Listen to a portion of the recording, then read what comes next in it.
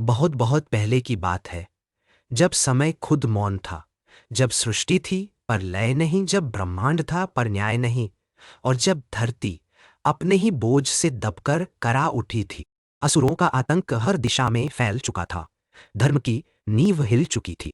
ब्राह्मण रो रहे थे, स्त्रियां असुरक्षित थीं, और साधु संत अपने तप को व्यर्थ मानने लगे थे। पृथ्वी, जिसे वेदों में भूमि देवी कहा गया है, अब अन्याय और अत्याचार की पीड़ा से थक चुकी। वह गौ रूप धारण कर त्राहिमाम पुकारती हुई ब्रह्मलोक पहुंची। ब्रह्मा, विष्णु और महेश के सामने उपस्थित हुई। उसकी आंखों में आंसू थे और स्वर में वेदना। वह बोली, हे प्रभु, मेरी रक्षा करो। मेरी संतति अब मुझे ही निगलने को आतुर है। ब्रह्मा चिंतित हो उठे। वे समस्त देवताओं को लेकर क्षीर सागर पहुंचे, जहां योग निद्रा में लीन थे श्रीहरि नारायण। वहां ब्रह्मा ने ध्यान मग्न होकर स्तुति। शब्द नहीं बोले गए, पर भावना की गहराई ने संवाद रचा। तभी ब्रह्मा को भीतर से दिव्य संकेत प्राप्त हुआ। श्रीहरि बोले, मैं स्वयं पृथ्वी पर अवतार लूंगा, धर्म की रक्षा हेतु, अधर्म के विनाश हेतु और सज्जनों के उद्धार हेतु। समय आ गया है कि मैं नारायण से कृष्ण बनूं। यह कोई सामान्य निर्णय नहीं था, यह था अवतरण का आह्वान। पर लीला सरल नहीं होती, हर लीला की पूर्व भूमि होती है, और इस अवतार की भूमि थी यदुवंश। चंद्रवंश के एक प्रतापी पुत्र थे यदु, उन्हीं से चला यदुवंश। इस वंश में जन्म हुआ शूरसेन का, और शूरसेन के पुत्र थे वासुदेव, तेजस्वी, नीतिवान, धर्मनिष्ठ। देवकी और वासुदेव का विवाह निश्चित हुआ। समस्त मथुरा इस शुभ बेला में उत्साहित था। पर उसी मथुरा में एक और पात्र था, कंस, देवकी का भाई, एक पराक्रमी राजा जिसकी तलवार तेज थी पर विवेक धूमिल।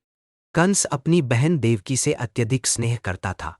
वह चाहता था कि विवाह उत्सव भव्य हो। उसने स्वयं रथ का सारथी बनने का निश्चय किया। रथ पर देवकी और वासुदेव विराजमान थे। फूलों की वर्षा हो रही थी, संगीत गूंज रहा था। पर तभी आकाश में एक गंभीर तेजस्वी वाणी गूंजी, जिस देवकी को तू ससुराल पहुंचा रहा है, उसी की 8वीं संतान तेरा विनाश करेगी। यह वाणी जैसे समय को स्थिर कर गई। कंस के हाथ से रथ की लगाम छूट गई। चेहरा क्रोध से तपने लगा। उसने तलवार निकाली और अपनी ही बहन की ओर बढ़ाया। वासुदेव ने हाथ उठाया, शांत स्वर में बोले, हे कंस, अपनी बहन का वध करने से क्या तू अपने भाग्य को बदल पाएगा? मैं तुझे वचन देता हूं, देवकी की हर संतान मैं स्वयं तेरे हवाले करूंगा। कंस ठिठका। उसकी आंखों में संशय था, पर वासुदेव की वाणी में सच्चाई की दृढ़ता थी। उसी क्षण से विवाह का पर्व कैद का प्रारंभ बन गया।